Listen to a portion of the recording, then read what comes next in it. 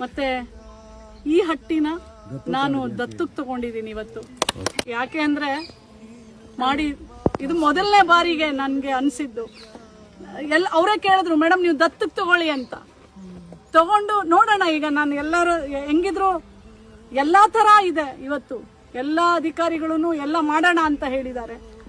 ಅವರನ್ನ ಇಟ್ಕೊಂಡು ನಮ್ಮ ಈ ಗೊಲ್ರಟ್ಟಿಗೆ ಒಂದು ಹೊಸ ತಿರುವನ್ನ ಕೊಡೋಣ, ಒಂದು ಮಾದರಿಯಾಗಿ ನಿಂತ್ಕೊಳ್ಳೋಣ ಅಂತ ಅನ್ಕೊಂಡಿದ್ದೇನೆ. ಖಂಡಿತ ಆ ದಿಕ್ಕಿನಲ್ಲಿ ನಡೀತೀನಿ. ನಿಂದು ತಾಯಿ ಗುಣ ತೀರೋದಿಲ್ಲ ಋಣ, ನೀನು ನಮ್ಮ ಪಾಲಿಗೆ ಎಂದು ದೇವ್ರಯ್ಯ.